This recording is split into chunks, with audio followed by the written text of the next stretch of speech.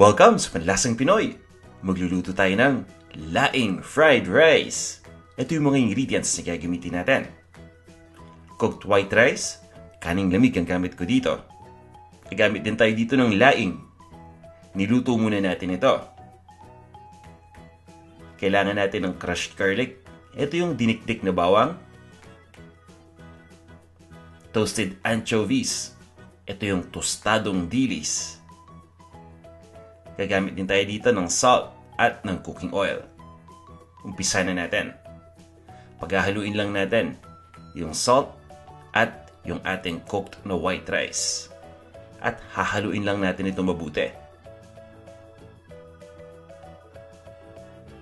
Once na mahalo na natin, ready na to para iluto. Mag-iinit lang tayo ng cooking oil sa isang pan.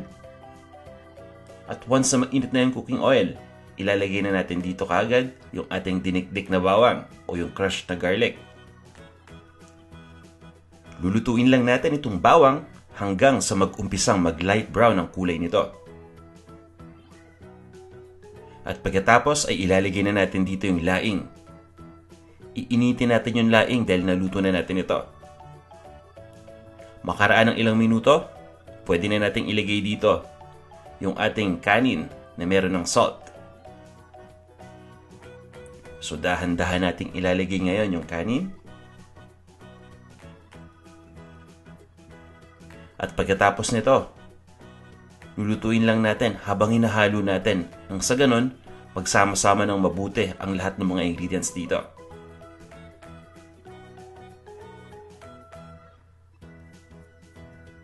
Lulutuin lang natin ito ng ilang minuto. At pagkatapos, ilalagay na natin yung dilis. Dahan-dahan lang natin ilalagay yung tostadong dilis sa itaas nitong ating laing fried rice at ilipat na natin to sa isang serving plate at serve na natin. Kung meron kayong nalutong mga dishes na gamit ang ating recipe, paki-upload ang picture sa Instagram gamit ang hashtag #PanlasangPinoy. Para sa kumpletong recipe, bisita lang kayo sa panlasangpinoy.com. At huwag niyong kalimutan mag-subscribe dito sa ating Panlasang Pinoy YouTube channel.